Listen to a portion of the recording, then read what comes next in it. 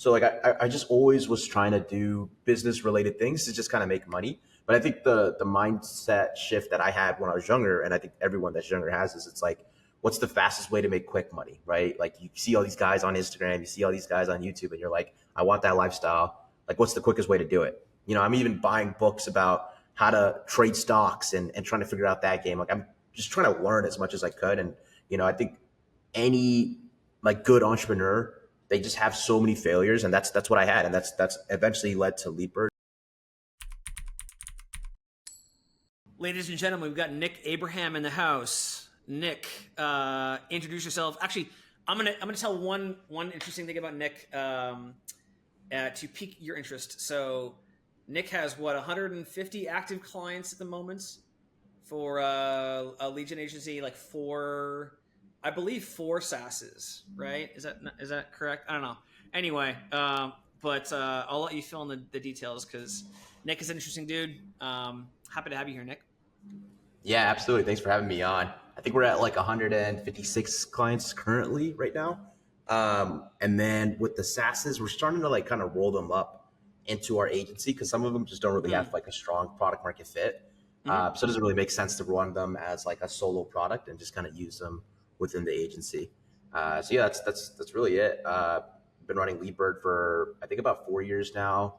I think we're on pace to hopefully be one of the largest lead gen agencies, and we're completely performance based. So that's basically a quick rundown on us. So there's no retainer, like totally performance. Yeah, I mean, like if you want to consider our tech fee a retainer, it's super small, so I don't really consider a retainer. Sure. But everything is predominantly performance based. So you pay per every meeting ready lead, which is what we call it. Right. Okay. And one of the things I think is like super or stands out to me anyway about you, and it stands out to a lot of other people, is the amount of tech and systems you have implemented. I'm actually kind of like, and you share a lot of these, right? So one of the things I was curious about is, I have a theory on why you do it, but do you share all the automations and stuff that you do to kind of like brag to your clients that like you can handle, yes, I have 157 clients, but like your money is safe with us, like we can get you solid results? Or are you like trying to mentor young? Yeah, like I mean, you're a businessman, so I'm sure you're not doing it out of the goodness of your heart purely. But like, what's the thinking there? Because you share a lot, and yeah, so. Yeah, I think it comes down to two things. So I think it comes down to three things. So I think the first one is like when I post content, I think like everyone posts the same stuff about cold email, and there's not much you could talk about there. So it's just like the typical, hey, this is what you do for deliverability. Here's some cool angles, and we'll post that kind of stuff, but it gets repetitive really quickly. So like when I want to post content, I want to post content about things that I enjoy, and what I enjoy is like the automations and the operations, and like kind of talking about like what we built, because it's like it's fun. It's like, we just put this cool feature, and like half of you guys that are reading this, you guys won't ever be able to build this feature. And it's like kind of like a bragging point.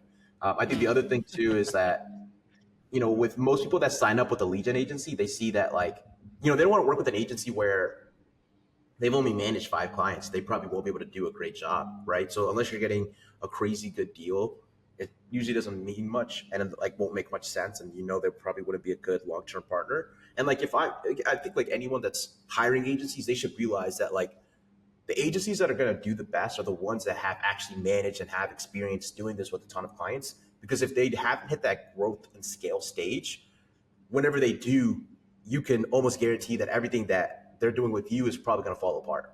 And that happened to us, and that's just the growing pains of any agency that scales fast.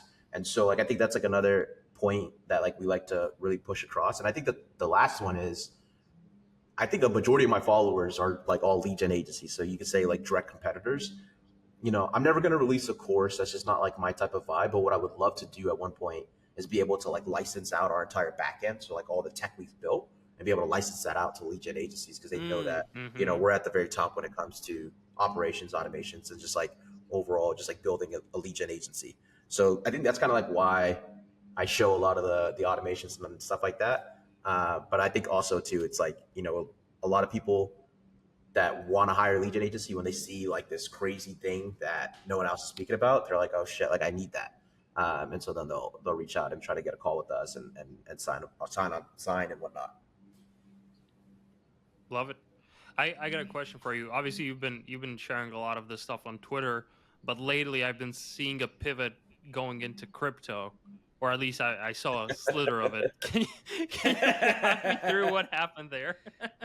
Yeah, unfortunately, my account got hacked literally on Saturday. So that's what 2 days ago. I was literally using the restroom, and I'm looking at my phone, and I see that your Twitter email has been changed, and I was like, oh god, here we go. And you know what's funny? I actually DM'd my own profile from my other account, like our Leadbird account, and I was like, hey guys, like I'll pay you money to give you back my account. And the guy was like, hey, we'll give it back to you for free in a day. But instead of giving it back to me for free in a day, the account actually just gets suspended because they're pushing the crypto stuff really hard, and Twitter doesn't like that. And yeah, now the account is suspended, and we're working with support to get it back, but we'll see what happens. So you're not a crypto guru. Just clarification on that. Don't own a single piece of crypto anywhere, so definitely not a crypto guru anywhere. Oh, jeez. So okay. Did you always know? Okay, so I saw some old. I think I saw an old picture of you where you were like working at like a convenience store, like a grocery store, or something crappy like that. Um, Mm-hmm. did you always like? Were you always like a systems guy? Did that evolve as you learned about business? Um, Because like Yeah, so okay, so for example, like guys, I used to work at Burger King, right, in high school. But even then, I was like crazy competitive with like how do we make a burger as fast as possible? Like how do we get our drive through time down and like optimizing for that? I was really good at math before that. So like, was the yeah, were you always like the systems operations guy or yeah, I think so. I think was like that in a yeah different way. Yeah, I think okay like in a different way. And what I mean by that is that I was just always super organized. Like I loved like just having like a standard process, and I would always think about like kind of like in a way just unknowingly SOPs, like what is the straightforward way of like how to go about doing something. And like whenever, and I have a super old grandma, and teaching her anything, it's like you got to really break it down step by step all the way down to the T. And so like I think like those kind of things, and just always like being super organized, kind of leads into like becoming like a systems and automations and operator type thing. But that was like the characteristics I had like early on. But I wasn't trying to figure out how to make the burger the fastest or anything like that. I was right just super organized. nice. What's So what's yeah, go the? I ahead, got a Tony. question, Ryan. I wanna, because I'm super curious, and I'm sure you probably wrote about this, but what's the backstory of Leadbird, and is this your first business you ever ran? How did the initial days, like, give me the full backstory of like you going through high school, and then I don't know if you went to college or not, but like give me that whole backstory of like going from Yeah. not being a business owner and then starting your first business, and then sort of walk me through how Nick Abraham became the CEO of Leadbird. Yeah. How Yeah. did So Nick I mean, Abraham become the Nick Abraham? so I think I've always done entrepreneurial stuff ever growing up. So like I think the first thing I ever did in middle school was I used to sell like custom Nike Elite socks. I'm not sure if you remember those, Yeah. but they're just like so I used to like literally dye them with my friends and sell them at school. And like I would just try like every kind of hustle growing up, whatever was under the moon. Like I would try to figure that out. And so I did stuff with like shoe flipping. I used to work at Foot Action when I was like a sophomore in high school.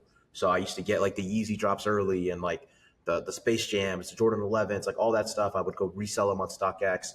So like I just always was trying to do business related things to just kind of make money. But I think the mindset shift that I had when I was younger, and I think everyone that's younger has, is it's like, what's the fastest way to make quick money, right? Like you see all these guys on Instagram, you see all these guys on YouTube, and you're like, I want that lifestyle.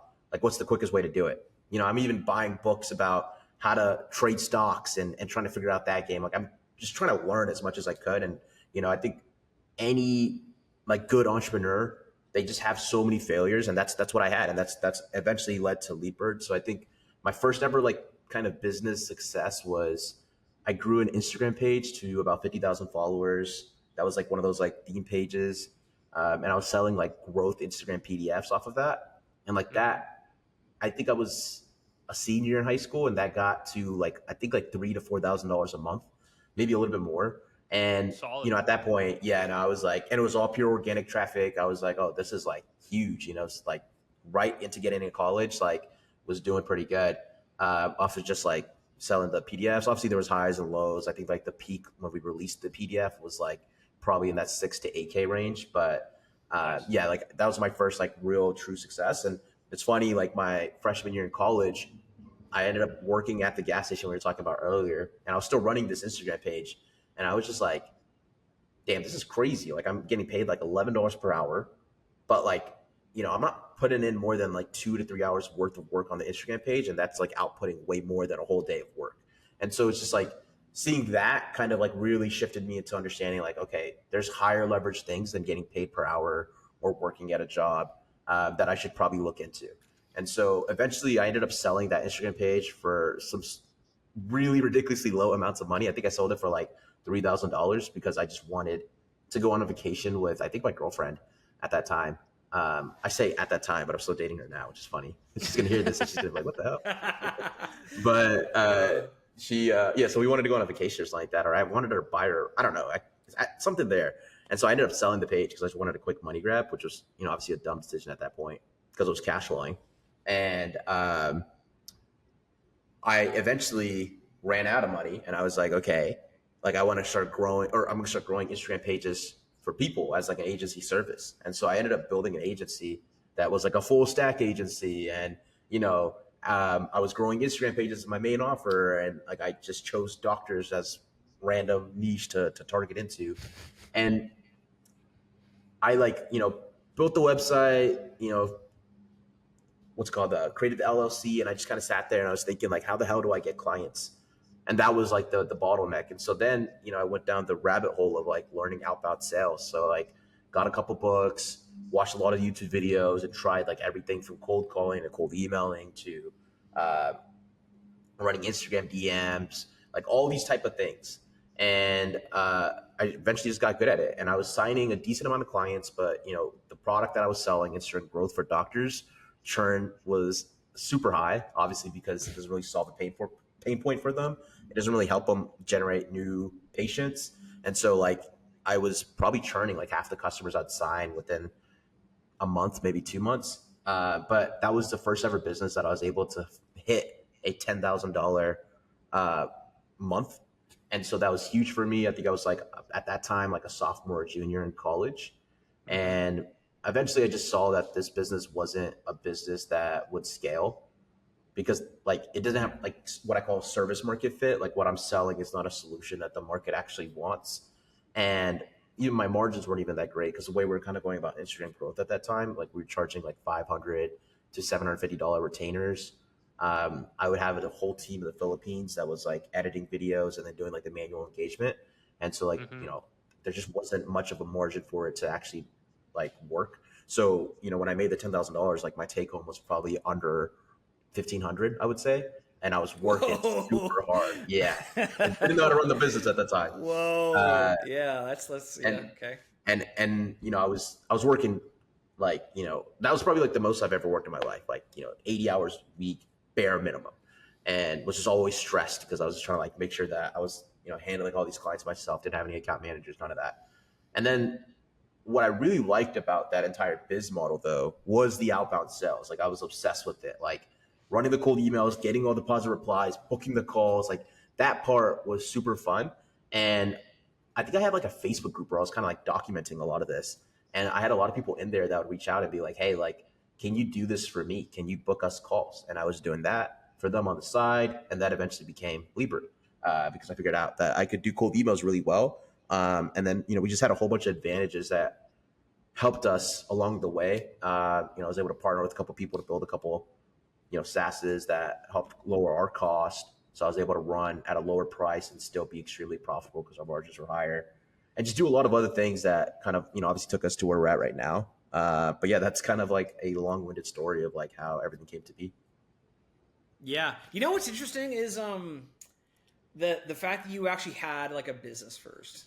So I like it's I think one of the things that's like a superpower if you're an entrepreneur, like in the agency space, is like actually having the full stack experience of finding leads, selling those leads, fulfilling on the offer, getting testimonials, and then like specializing in one of those one of those things, because you actually learn the psychology of the rest of the like buying experience, and you learn you actually know the rest of the process, right? So like I'm sure when you went into the lead gen space, like you had such an advantage because you'd already set leads like for your own thing, and you knew Yeah, like you had 100%. like skin in the game, right? Whereas if like I could go to somebody else and be like, hey, I'll make you like whatever. If I went and tried to sell Instagram theme pages, I would have no idea how to do it because I've never done like it never has connected anything for me, right?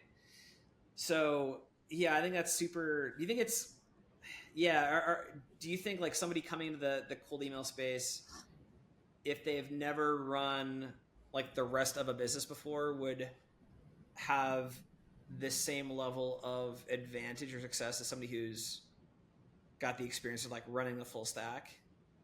So it's actually kind of funny. This is like a realization I just had like a couple, like maybe like 6 months ago. It's like, I think in this space, you guys see on Twitter, there's probably like what 10 to 15 new lead gen agencies popping up a day, and they're all copying the same strategies that we all use, and the barrier to enter is getting lower and lower every day. So there's just more competition. But what I Yeah. realized is that a lot of these people are jumping in. They're just trying to make fast money. They're trying to make a quick buck. They don't really want to have an agency that has 100 clients. The other thing too is like they're trying to rely on these hacks. They're trying to figure out what is this new way to acquire clients, like what is this little simple copywriting thing and offer I could put in my cold emails. And what they don't realize is that it's not the hacks, it's not the little copywriting strategies or lead list, deliverability stuff that's really going to scale your agency. It's becoming like a relentless operator. So knowing how to recruit, knowing how to manage a team, knowing how to build these operations, these systems. And that stuff only comes with experience and like time. And that's why I'm not like, I get the question like all the time of like, are you scared with all the people jumping in the space? And I'm like, absolutely not. Like, I've done my time. I've done my experience building and failing and learning how to do all the things from like start to finish, and like even beyond that, and scale and learn how to manage teams and whatnot. And so like we're just ahead of the curve when it comes to that side of things. And I think that's like the curve that really a lot of people just kind of get stuck at. It's like once they've had 10 clients, like how to manage that, how to get themselves out of fulfillment, how to make sure fulfillment still delivers. It's like that's the stuff that's super hard and most people won't figure out. I have a theory on this as well. I tweeted about this like Friday or Saturday, I think, so a couple days ago. And here's my observation, right? Is that there's like I used to run a coaching business, which is a story from another time, but like it didn't go very well. And I realized I learned this from Daniel Fazio.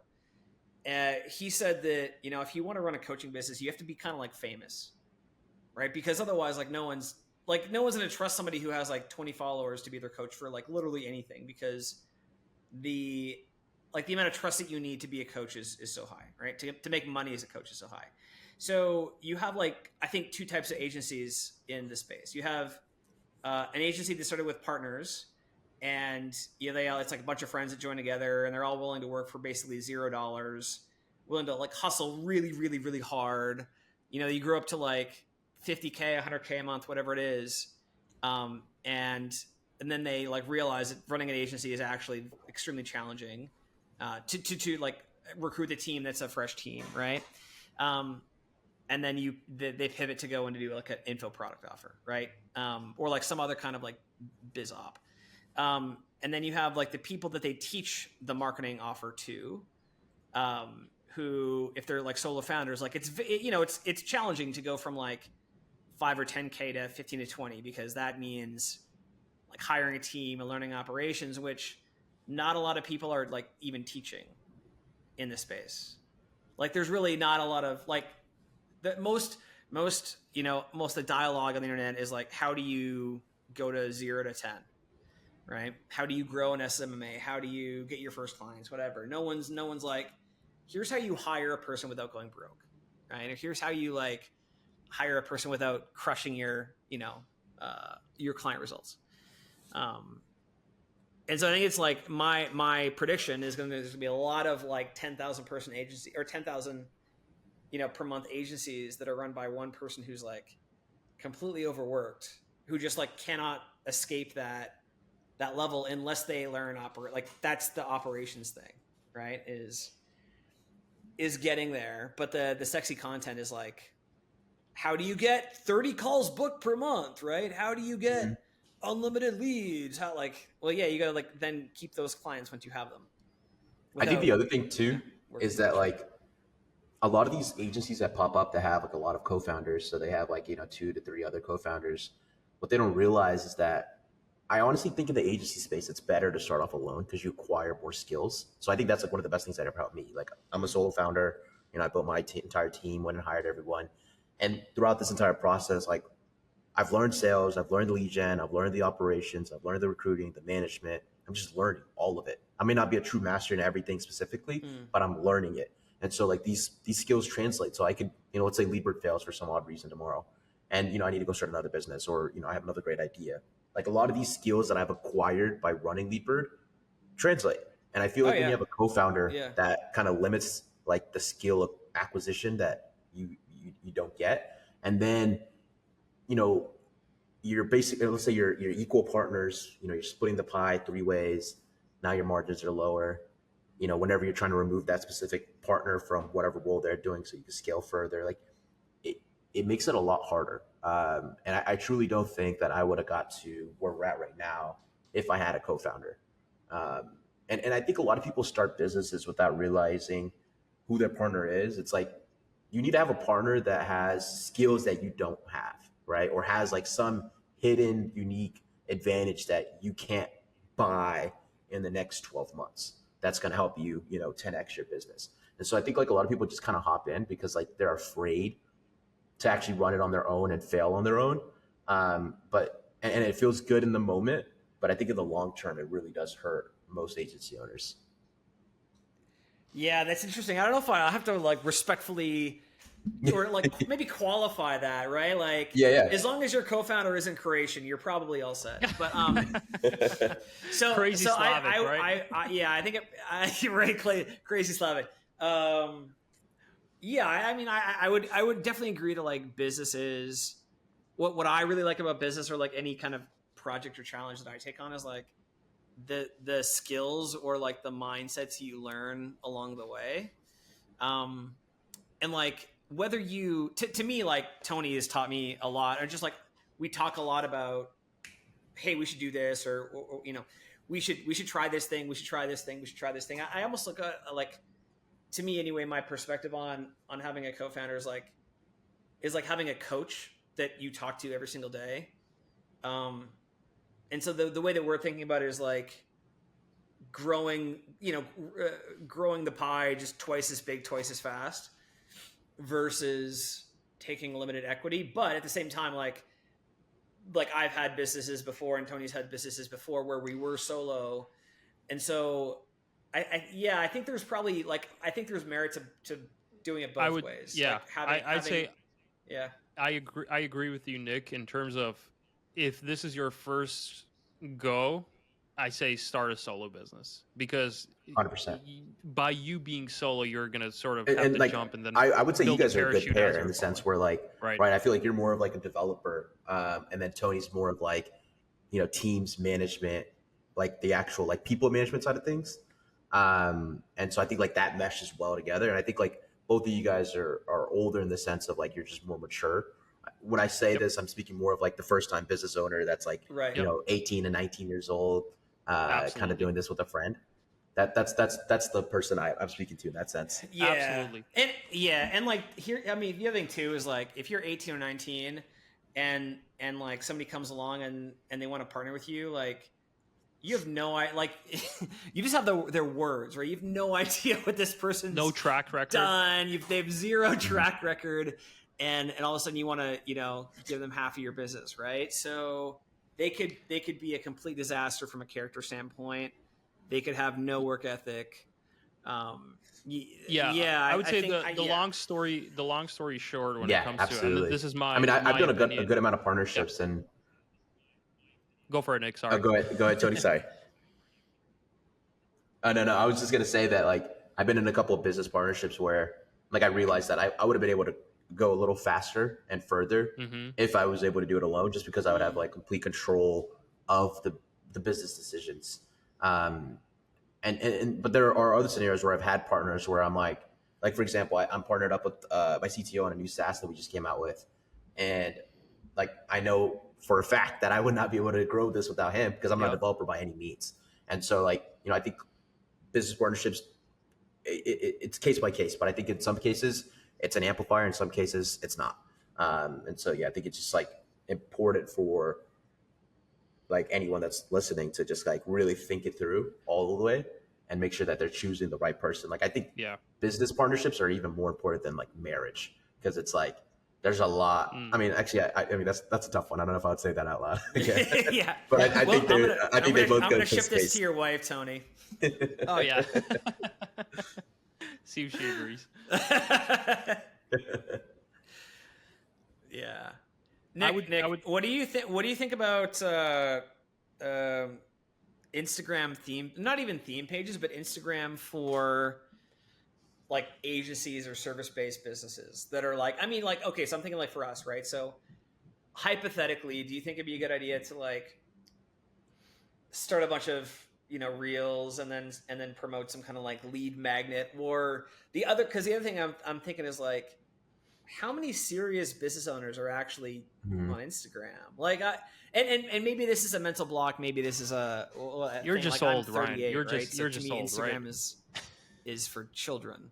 But at the same time, like we have lots of great clients that are that are in their early 20s and so on and so forth. So like, do you see it today as a serious B2B tool, or is it a little bit like played out? Yeah, I don't I don't really. I mean, I think putting content everywhere is good. I think like all the algorithms based off the content you're engaging with and posting about, and people that engage with you will just kind of attract that type of audience. Um, and so like I mean, I think it's still a good thing to do, but I don't think it's like a channel you got to figure out how to like absolutely dial in. I mean, I think the two channels that I like the most right now are LinkedIn and YouTube. And it's funny because YouTube's like the harder one to actually grow on and figure out, specifically for a lot of like content that we would post, which is less like how to get your first client. And it's more of like, Mm-hmm. you know, how to build this entire systems and process, which doesn't really perform as well, just because it doesn't have the catchy headline and the thumbnail and whatnot. Um, and so, yeah, I think those are the two channels I would focus on. But yeah, I think Instagram, I mean, obviously, if you're selling any kind of like info product, I think it's absolutely bananas. But yeah, I think for us, like where we're trying to find like more established businesses, probably not the best, but wouldn't hurt to have in the mix. Yeah, at the end of the game, it's impressions as well. The more impressions you can get, it's gonna somehow figure out its way to get into your funnel, and that's gonna drive everything. Yeah, absolutely. I want to ask you a question. You mentioned something earlier about the barrier of entry to getting to cold email is steadily getting lower and lower, and it's decreasing with time. And I've seen this shift happen in media buying, where like media buying used to be this like super technical skill set, and now you just run a broad campaign, and the algorithm is so good that it figures out what's the best way to run the ad itself. So I think this, with the new tools that are coming out, ListKit and stuff like that, it's getting simpler and simpler to run these campaigns on cold email. How do you think that's affecting the landscape of the businesses? Where you mentioned, like, sure, there's a lot of people that are small, they're just getting started, but I think a lot of businesses now internally are going to start developing this skill set. How do you feel, or like, what do you feel like is the skill set that is going to separate, because the tools are there, like everyone can whip up a list now, everyone can get on a sending tool and start sending emails. What do you think is the differentiator between a successful email campaign and an unsuccessful one? Yeah, so I mean, it's pretty cool to see, right? Like, I think if you looked at the last 3 years, I think the amount of cold email influencers, which I like to call them, which are just people posting about cold emails, is increasing at a rapid rate. So, like, the information is just getting spread, and it's the basic stuff. It's like the stuff that everyone should have been doing, 5, 7, 10 years ago. but they just didn't have the knowledge or the ease of how to do it. I think where the barrier is getting lower and lower is like with the price of everything. So like, back in the day, everyone was using Lemlist, and for that, you got to pay per seat for each inbox that you add in. And then, with lead cost, there was no Apollo at that time. There's Zoom Info, so you got to have like, enterprise license, which is going to, cost you a minimum of 30 to 50,000. And then like, uh, even like with the price of inboxes, they're sitting at like $9 to $12. So it's just like everything was just way, way, way less accessible. And so now what's happening is that, and we've seen this, it's like our lead rates have dropped across the last 2 years. And it's just because there's so much more cold emails being sent out in the space where it makes it harder to really stand out, and everyone's just hitting the same people with the same offers.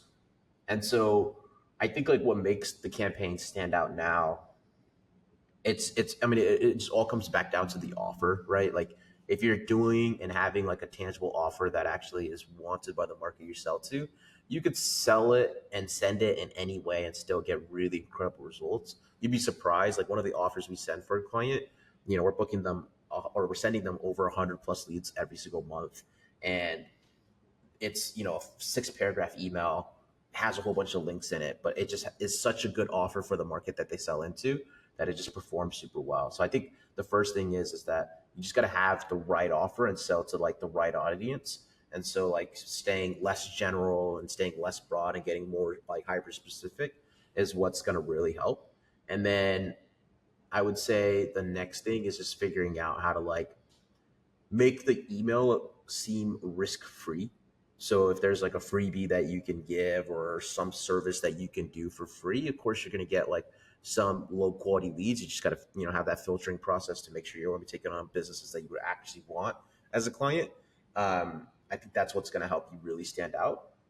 So like if you're running cold emails internally and you're not getting paid like on a performance basis, like an agency like ours, that's what I would try to do. Like I would try to figure out like what's that free thing that I could give that doesn't really cost me much, or maybe cost me a little, um, that I could just give with, the thought, like I'd be okay with giving away if like the person didn't respond back or book a call or whatnot, and figure out how to bake that into your cold email campaign. So I think like the simple one for lead gen agencies, it's like, I think in our second email, we say something on the lines of like, hey, if you send over your top client, we'll build you a lead list of 5,000 plus companies that match that client, and then they'll send it over. We'll send over that list, and then we'll have like our SDR really like our BDR really try hard on booking that person to a call, and our conversion rate on that is pretty good because the list quality is super high. So it's just like things like that, I think, is like what makes the cold email campaign even more successful. Makes sense. So it's basically being able, one offer is always the factor X in everything, not only cold email but any sort of marketing. But then the second thing you mentioned is just like the pure amount of effort you're willing to exert to get a person. Is where people stop, is like, hey, I have this cool thing, go buy it, like hop on a call with me. But then actually going a step further and offering some sort of a freebie, offering some sort of a giveaway is what's making a difference. Yeah, absolutely. And I think like a lot of people have like that misconception, and they just kind of think like, okay, if I give this thing away from free, like, I'm just going to get the worst quality leads, and I'm just going to get a whole bunch of people that want free things. And, that's true to an extent, but you still attract people that you would want as clients. And like, for most businesses, like they don't have any kind of lead flow, right? So it's like, so what that someone wants it for free? At least you're getting like a conversation started, like that's what you need in the first place. You need a response. Right. And so I think like, a lot of people just kind of think about it the wrong way.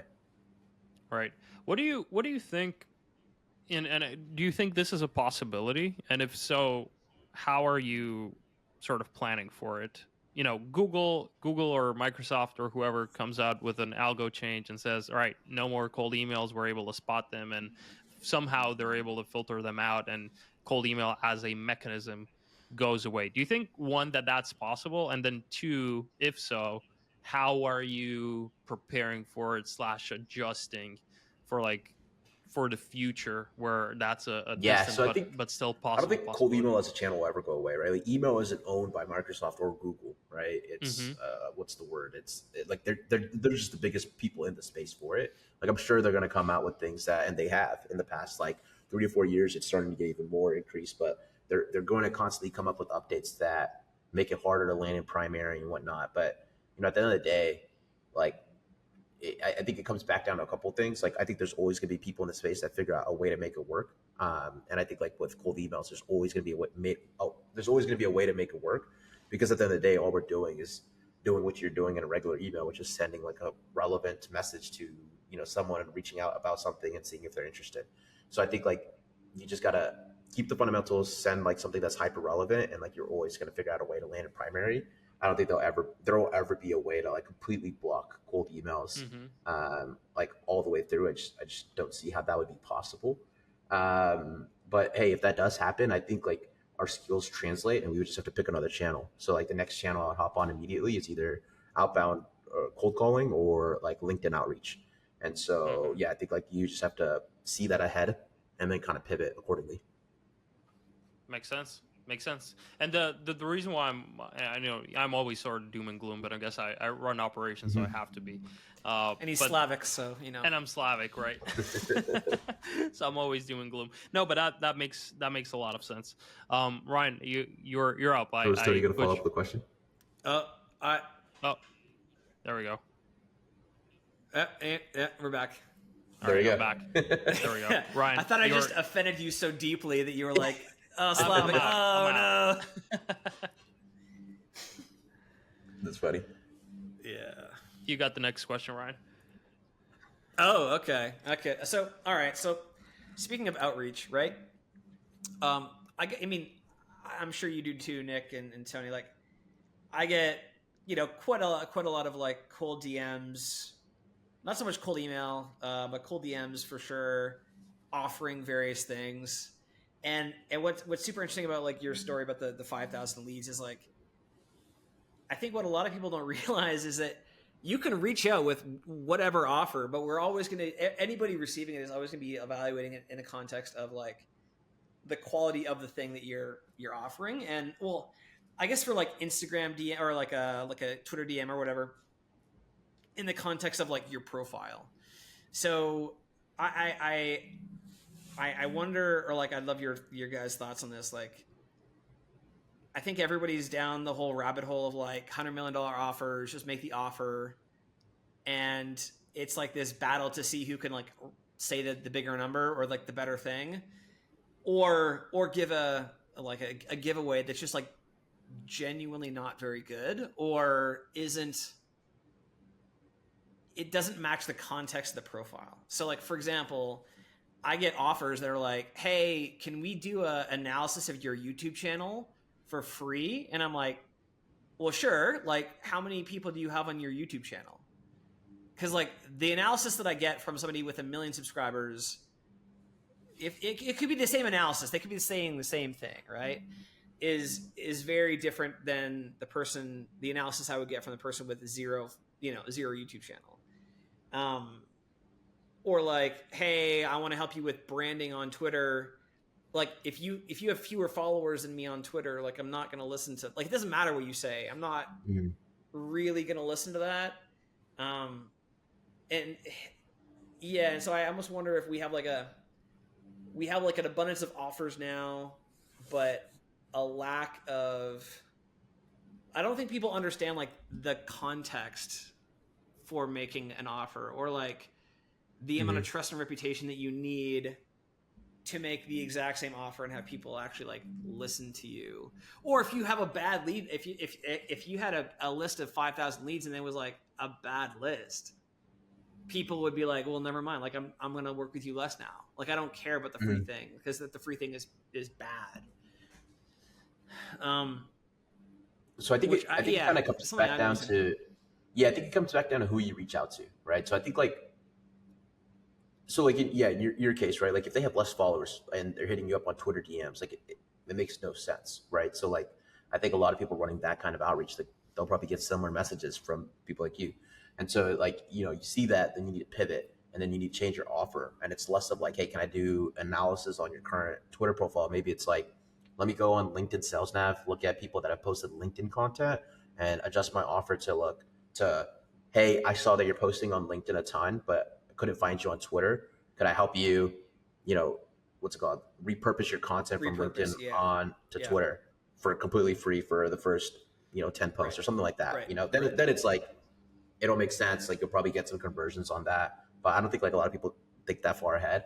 I mean, I see the Twitter DMs that I get or I used to get on my old account that were just like an absolute like shambles. Like they were just so bad. And I'm not, yeah, I think like most Twitter DMs are generally pretty bad, and I don't blame it. I think it's just like Twitter's not like LinkedIn where you can put a lot of filters and find your ICP. You kind of just have to do like, oh, everyone that follows Nick, or like the people that Nick's following. Like that's the targeting criteria you can put in most of these kind of like tools that do the Twitter outreach, and like it just makes it harder to stand out because I mean I think like I have like a whole bunch of friends from high school that follow me, so if they got a Twitter DM saying, hey, I can do a Twitter analysis, like there's no shot that they reply. Right. They just don't care about it. Yeah, it's super interesting. Like sometimes, the offers. I think there's a lot of people that are like, they're just trying to make the wrong offer. Right, like we had the best cold DM I've ever received to this day was by this guy Nathan who DM'd me like a year ago, and he's like, I read a lot about, or I was at the time I was writing about like how I hated sweet potatoes and how sweet potatoes were like the worst thing ever, and talking about like endurance stuff, whatever. And he DMs me, and it's like a multiple paragraphs, and he goes, hey, I hate sweet potatoes too. Like I ran ops for this agency that I started. We were doing the automation. I want to learn from you. I want to work for you. I'll do it for free. Keep me keep me around as long as I'm useful. And if I'm ever not useful, which is never going to happen, you can like fire me or whatever. And we brought him on as one of our developers. And he's still with us. Free, and he's still with us. He's still with us. And so like it's super interesting because like I have this theory, like if you're like a normal human being, like just treat making an offer like asking a girl out. Like you just have to be like you have to be a normal human being, and it's not about like learning the pickup line or learning like if I just say it like, if I say like this word in this way, it's like this secret trigger or what. No, you have to be like if you're like a normal human being, treat the other person like a human being. It just works better. Like it's unbelievably more effective, I think. I think the other thing too is like with like like any kind of DMing that you're doing on any social platform, like you have to do the social selling. And I think a lot of people just see these like lead magnets and like courses that are like, oh, you got to spam as much outreach as you possibly can. And so it's like, we got to figure out how we could send 10,000 outreach messages a day. And it's just like, like that's whenever, and like, on a cold email, like that could kind of work because you're kind of like a cold traffic and like you're selling to people that are just in their inbox versus like, I think when you're on like any kind of social platform, they click into your profile, they see more about you, so forth. And like, it just needs to have like, kind of like, Ryan, or not Ryan, whoever, I forgot what the guy's name was that reached out to your developer. He did that social selling aspect of like, hey, look, I hate sweet potatoes too. Let's partner up together. And then he gives like a really good offer behind it. And I think a lot of the people that are sending a lot of DMs and like a lot of people that are kind of new to the space, they just can't think for themselves. Like they can't think that like, okay, I have less followers than Ryan. He's probably not going to be interested in my Twitter optimization course, and like, they just kind of see like whatever's in like those free giveaways that everyone does on Twitter. And it's just like, okay, I'm just going to copy this to a T. I'm going to use the exact same message and just blast this out and see what sticks. And like that will work when you send massive amounts of volume, but it's just not the strategy I would advise on if you're kind of running any kind of like social outreach. And like, you just got to kind of think about it. Like on LinkedIn, for example, like you could go scrape everyone that engaged with my content, right? And then you could run a cold LinkedIn outreach where it's like hey, I saw that you're engaging with a ton of cold email content and wanted to reach out. I have this new tool that, and so you kind of come in with that angle, and it like that's social selling. And so like I think there's ways to automate it and like personalize it at scale, but most people can't think that far because they just think of like the straightforward way of like how can I spam out thousands of messages with like some offer that's probably not relevant and see what sticks. Yeah, yeah, and it like if everybody, it's like, so I built this automation for a client of ours years ago, and it was doing like just raw automation, right? Um, but it was at a time when nobody was doing that, and so it didn't like it worked really, really, really well because he had no competition, right? But Mhm. like now, if you're like the 17th person in the same day where I've gotten an email or a cold DM that says like, "Hey Ryan, have you ever tried cold DMs? We built it like literally they all sound the same. Like we built it. You guys could probably like recite the message, right? Like we built an Instagram DM tool, or we built a Mhm. DM tool that can send thousands a day. And would you be opposed to a X day free trial, or would you be opposed to blah blah whatever? Like, okay, I've gotten that exact same DM like lots of times, and Mhm. everybody has. Um, yeah, I mean, it's super interesting. Like what I try to do. I saw this interview today, or not today, yesterday, with this guy named Nicholas Crown. So he was on TikTok. He was doing the rich guy versus really rich guy series, Mhm. and so he's doing like skits, right? And so he's a marketing agency. But what I found super interesting from him is he said something like the people he has this theory, and he used to be like this banker guy, and he's kind of like this the interview on the Danny Miranda podcast. It's like an awesome podcast. Everybody should, I highly recommend it. He was talking about how he's like come to really be authentic with himself, right? And like really like, so he's naturally funny, and he wants to like kind of get that out, right? He said the people that are famous for no reason are just like the most authentically them. Like they're not saying something to get attention or to get external validation. They're saying something because like it's just like what they love. It's just who they are, right? And my theory is that there's a lot of people making offers because they want the money. Like they're only in this business because somebody told them like you should be in the, you got to go in the lead gen space, you got to go in the AI automation space, you got to go in this space because like it's a fast way to make money, versus being like, hey, I love to write, I love like the craft of writing. I've always loved the craft of writing. Okay, I'm gonna go like make landing pages, or do copy for cold emails, or be a ghostwriter because I love writing. And there's a lot of people that are like, just how do I make as many offers as possible, and like they don't think about the context of like who they are. They're trying to make the fast buck, and if it doesn't work in the first week, which like it never does, like no business is wildly profitable in like week one, um, they give up and switch offers, or they give up and you know do something else. Yeah, and I think like most people don't think past like the first like 3 months of the business. They just want to make some money, go blow it, go buy an AP or whatnot, and enjoy life. And like they don't really think, okay, like 6 months down the road, like can I still sell this to a cold audience? And then like, okay, like how am I gonna actually build a team and infrastructure so that it's not all completely reliant on me? Like they don't ever think all the way down that rabbit hole. Just because, yeah, like you said, like they're in it just to make a quick buck.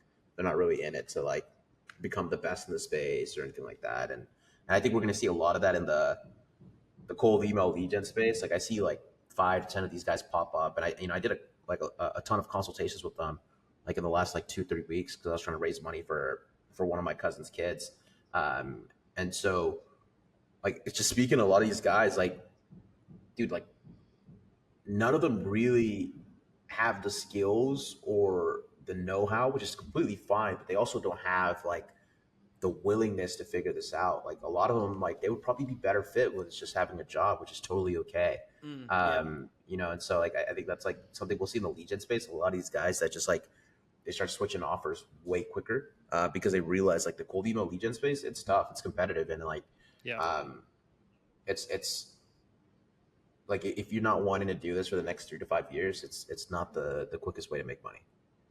I'm a big fan of getting a job and then using the skill sets you learned on that job. Like how much easier would it be for someone that's a CSM in your business to run a cold email agency after they've been working with you for 2 years? Like compared Yeah. to someone who just like figured out how to like cold email is a thing, right? And bought the first course. Yeah. Like it's day and night. Yeah, no, absolutely. And like I think like any of our CSMs, really anybody on our team, like I think they would absolutely crush a lot of these guys you see on Twitter and LinkedIn if they wanted to branch out on their own and started their own lead gen agency, just because they've been able to work inside one and see like the processes, the way we go about like client churn and all these kind of processes we have in place. Um, like, everyone simplifies the lead gen like business. They're slowly like sign a client, send some emails, send them the positive responses, and then, book them some calls, charge them for the calls, and then repeat. And it's like, yeah, that works whenever you have like under 5 clients, but it doesn't scale well. And so like being able to learn all these little tiny little things, that's what I think we've mastered in the last like 3 years. We have a process for literally anything you can imagine in the business. So yeah.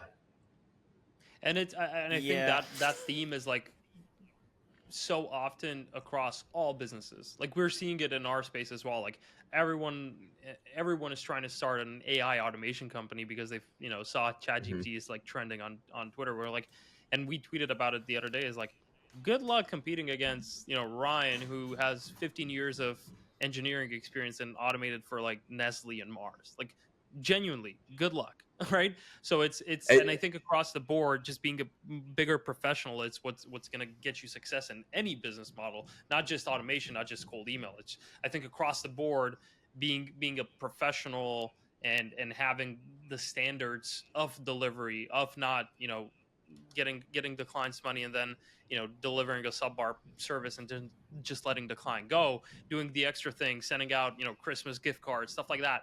It all compounds and ends up being a moat compared to other companies. No, I think it's funny though, because I think in this space, yeah, you did. It's all good though. I think it's funny though, because like I think in this space, like in the ops space, I'm seeing a lot of these guys that like learned Zapier like 5 days ago, and they're like, "Oh, I can become an ops consultant." And it's like automations and operations is so much more than just Zapier. And so like I find that hilarious. Well, and it's what's funny as well. So back to like the whole conversation about working for somebody else. Like, I mean, that's what I did for 4.5 years, right? Just worked for another company, and the thing that like everybody misses is like working for another company gives you lots of access to difficult problems that you wouldn't otherwise have access to. So if somebody comes in, like they can Google like how to use Zapier and how to use Make. It's kind of like learning Microsoft Word or like Google Docs, right? You can like look at all the tutorials in the world on Google Docs, but you'll never be able to write a book because you don't have the ideas to write a book. You don't have the knowledge to write a book. And so like, you just can't do very much with Google Docs as a tool in isolation. And in the same way, like all these automation tools, Airtable, Make, Zapier, whatever, it's not Make and Zapier and Airtable. It's how do you solve a difficult business problem and make sure it works. So like our developers, so we do like 50 to 100 features per week for clients. And so each of our developers, they personally do 25 to 50 automations like per week. Some of them are like little bug fixes, little like feature tweaks, and some of them are things that are kind of auto DMable. Like they're very sophisticated things, and so they're just getting more access to difficult problems. Whereas somebody who comes in and they know the tool, like no one's going to trust them with the operations of their business. So no one's going to give them somebody who's new. No one will give them access to difficult problems, right? And so if somebody tries to start in the cold email space, it's the same way. Like you can research like how do I, write a cold email? How do I set up instantly? But then it's like very different than how do I set up 100 cold email accounts like as quickly as possible? and how do I write offers and compose offers for like all these different business types, right? Because if you've never done that before, when you're given a new problem that you don't know how to solve, like their clients gonna be pissed off. You're not gonna be able. It'll take you longer to fulfill. It's practice with anything. So like in the automation space specifically, because like I know about that. If somebody comes in and they talk to a potential client, they don't have experience solving problems. So they won't be able to identify problems because clients hire operations and automation people because they don't know operations and automation. So the client is not going to be able to tell you like, oh, here's my system, like automate it like this in this way. You have to figure that out, right? And if you've never done that before, you're going to have you're only going to be able to identify a few little problems. So you're only going to be able to charge a little bit of money. You're not going to make very much money. You won't have enough money to hire people, and you won't have enough skills to hire people either. So you're going to have to be like a glorified freelancer for a while anyway, but you won't be able to get clients. So you get little practice as a freelancer compared to like our team, which is doing 25 to 50 times as much as like the average freelancer per week. So we're just getting better way faster. Yeah. It's kind of funny too. Like I think if I'm looking to hire ops consultant or like an automation expert, like, and I go to their profile and like the content they're posting is like some like super basic onboarding flow. Like there's no chance I'm hiring them. Like literally zero chance. If you're not showing me some like complex formula or something complex that you built, like there's just zero chance that I think that you know your stuff.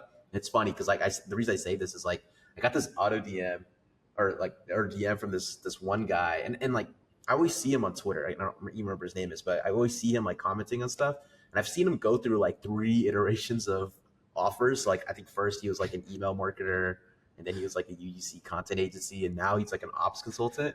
And I remember I look at his profile, and the like his like number one tweet that he had like pinned, and I'm assuming he's super proud of it because it's pinned. It was like, how I built a onboarding flow that helped an agency streamline their business. And it was literally just like, here's a Google Doc or a Google form. And when they fill it, it creates the client's folder inside of Google Drive. Yeah. And then like creates a Slack channel. And I was like, dude, this is like, this, you can't be an ops consultant and that can't be your, like, your like, that can't be your main thing. So I always find that funny. Well, and so I think, I mean, obviously they can, because what's going to happen, and I love when people do this, what's going to happen is they're all going to follow me to learn how to actually do it. And then the Twitter algorithm is going to be like, oh, like actually Ryan's the guy. And so their followers, any followers they find, they're like unpaid affiliates, right? Which is perfect. Which I love. Yeah, it's fantastic. Like, so definitely happy to have an army of unpaid affiliates. I always find it funny too, because it's like sometimes I'll see like these other like, because obviously I speak a lot about like our internal processes and automations and stuff, and like I always see like other lead gen agencies like create like auto DMs or speak about it somewhere about like, oh, I created this process that did this, and I'm like, guys, that was me. Like I was the original of that. Right. And like whenever I see anyone say like, oh, like charge a client a monthly tech stack fee, and I'm like, I came up with that. That's my sauce. And like. Yeah, there's just like so many things where I'm like, you know, these guys are just reading my content, taking the exact same process and building it internally. Hey, keep doing it. Like I'm happy. I'm happy you guys are growing the business. I mean, that's imitation is the greatest form of flattery, right? Exactly. Yeah. But it's also funny too, because like sometimes we'll post something that like is like it's super hard to do because you got to have like a developer. You can't just no code it. And like I always get the DMs like, hey, how'd you build this? Like, can you send me a loom of like how this works? And I'm like, absolutely not. Figure it out. But good luck. Right. Dude, I get the same thing from like other automation people. And they're like, how did you do this? I'm like, literally, this is your job. Mm-hmm. Like supposedly on the internet, you're portraying that you know this stuff. Like you figure it out. Yeah. Good luck. Right? Like I kind of enjoy posting some of that stuff as like, kind of just to bait. I'm a bit of a dick in that way. Like just to bait people. We just built this. Tony, should I tell him about the stuff we built for Ken? No, I don't know. Hey, I know Ken. You talking about Ken from AutoUp? Yeah. We talked to him. That's the guy. I love him. Yeah, he's Ken's super awesome. good guy. So like we built this like Apollo scraper that just rotates through like it will like milk one account till the one account gets rate limited, and then like switch accounts. And Oh, so been there, done we that. can get leads from Apollo. Yeah, it's like it's kind of like the whole like what was it, like Scrapey Bird, or what was the thing that you built? You're like Apollo. Yeah, I'm not gonna. Yeah, it's Allegedly, I basically. own it. I don't. I don't own Oh, it. somebody. okay. Oh, yeah. It's a trust in Singapore, which owns a shell company in the Cayman Islands, which owns, which gives Nick Abraham access to it for entertainment purposes, or for But anyway, like yeah, we built some stuff that like it gets leads for like, Pennies. a thousandth of a cent or whatever it is. Yeah. 4,000 leads for a couple cents. Basically, it's just like the make credits, right?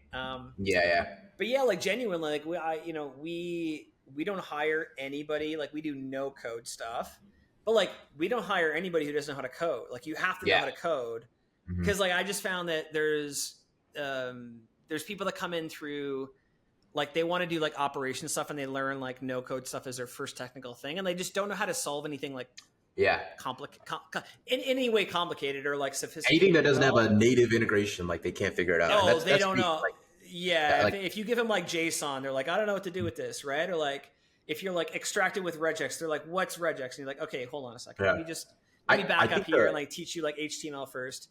And then same thing with like marketing automation. Anything with marketing automation, like marketing automation is like the most simplistic stuff ever. So like we couldn't even hire somebody like that as a developer to then train them afterwards, because they wouldn't be able to do anything. I think the cool thing I've seen recently is like, so I think there's two ends of the spectrum, and you got to find like the happy medium. So it's like there's the total no code expert we're talking about right near here that can't solve these complex issues because they don't know how to code. And then you got like on the right hand, you got like the full stack developer that's knows front end, knows back end.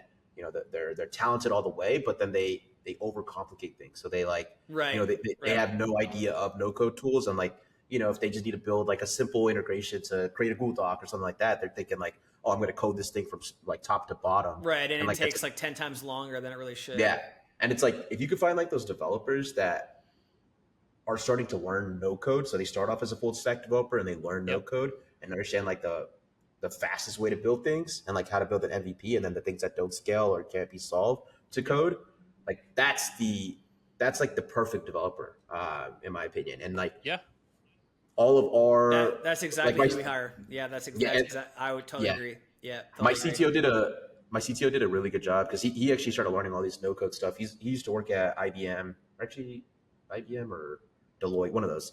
And he's phenomenal. Like, he's built like all the tools that like have really helped me scale my agency all the way and whatnot. And what he does right now is like with all his friends from college that are also developers, but they're like full stack, they don't know anything about no code. He'll teach them no code, and like and then we'll end up hiring them as well. And it's super cool to see just like how they went from thinking about like front end to now like, okay, let's go build something on Bubble or Softer real quick and connect it to Airtable, and like it'll make some calls to some backend stuff that they build, and like we're able to build things so much quicker. And just to kind of see that progress and transformation with some of these developers, it's super cool. And I think like that space is going to be so huge. And like that's like, I mean, like you guys said, like those are the true like really talented developers that are worth every single dollar.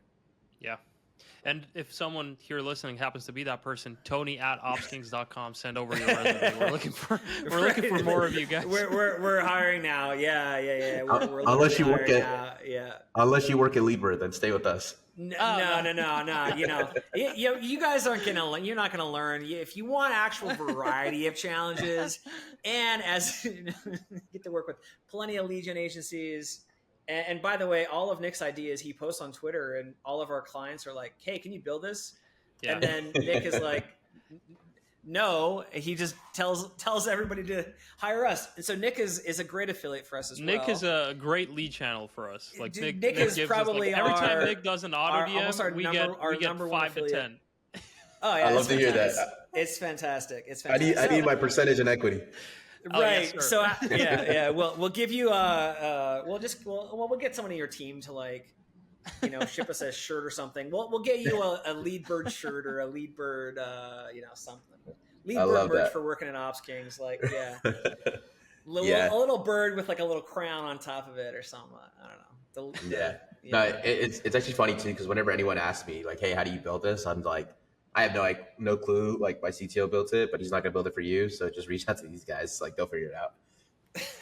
Yeah, yeah. And it shows. So And it shows. yeah, and if you work for us, you get to talk to Nick all the time. You know, it's all good. It's basically we're basically the same company at this point. So Right, at this Exactly. point. Exactly. you know, it's so you don't. There's no real point of working for Nick because you know just work for us instead is what I'm trying. Exactly. To Exactly. Yeah. Hey, let me be able to use the work, and you guys pay the salaries, and we'll call it a day.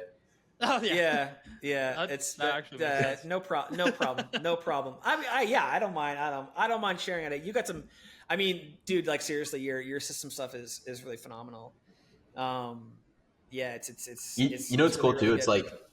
like a lot of people will say that, but it's like the really cool stuff that like really like helps us like take something to the next level. Like that's the stuff I won't post about. And I mean, eventually, whenever it's like something that I don't think is as important anymore, I will post about. But yeah, like we got some like crazy stuff in the chambers that obviously just helps us in a lot of different ways. But yeah, like it's really cool just seeing like the space like grow because it's just like endless possibilities of things you could build and streamline. And like I had like a friend reach out like I think about a month ago. He's building like a recruitment agency and he does a lot of stuff in that space. And like he was like, "Hey, look, this is our current process. Like, you think you could automate this, or like is it there? Like, how would you think about this?" And I was like, I was looking at it and I was like, this is like a thing that takes like 3 to 5 days for them to do. And I was like, this could all be done like automatically just through Zapier, like nothing complex. And so I don't know. I just think like there's just like so much opportunity in the space Yep. for all these like automation Yeah. type things. Yeah. I mean, yeah, we did some stuff for Ben at Zabota. You know, taking like a resume and extracting the text so that the text Yeah. is like searchable and like in the database. I have some stuff on like actually we should talk about I have some stuff on like system archetypes that I think is like super interesting. I think you might be interested in because there's like different. What I've observed is like there's different like shapes of systems. So like a hiring funnel is different than a like a cold email campaign, right? In terms of like how the data structure works. So we've noticed like archetypes of systems and automations that kind of like it's like pattern recognition, right? That I think is super interesting. But yeah, I mean, so there's sometimes like Tony and I will talk to a business owner and we're like, man, we want to like just do this for free and take equity in this business because Yeah. like this is such a like where the business owners like they've never seen it before, so they don't know how big of a difference this is going to make in their business. But yeah, it's super interesting. Yeah, it makes me want to like just create more businesses and like start more businesses, even though that's like the Yep. shiny Yeah. object syndrome. Because I'm like, dang, like if all these guys in the space are doing this manually, like I could just automate this entire thing, and like I think I could, you know, I'm pretty good at acquisition, learning cold email and whatnot. Right. Like I think I could really Right. grow this. And yeah, like you know, I think like learning these type of skills makes you like recession proof in every way possible. Oh yeah. Because it's like Oh yeah. we can start companies for cheaper, scale them for cheaper, and grow them, and you know everything like cheaper because we know how to use automations and workflows and all these kind of things. It's like as long as you figure out like one service market fit or product market fit, so like actually having an offer that you want to like people want, and then you figure out like just the acquisition channel, like all the other stuff is like very easily done for people like us. Yep. And so like I think that's like what's really cool about like being able to acquire these type of skills. Oh yeah. And the cool thing is we're getting so many like legacy businesses that you would never think of that are like Zapier is like pretty familiar to everyone in the Yeah. online space, but for like these Mhm. legacy businesses, no one knows about it. Yeah, absolutely. Yeah, I mean, I think like my first ever marketing job was building a website for my uncle on for his like adoption agency, and I built it on Wix. And like, I even remember at that time, like you know, he had like forms on his website that he paid like some other agency to build, and like those were like so old, like the way it like you know when someone used to submit something and like it would come into his email and like you know the things he would have to do afterwards. Like I just helped him automate all of it, and like that was like my first ever taste of Zapier and being able to use it.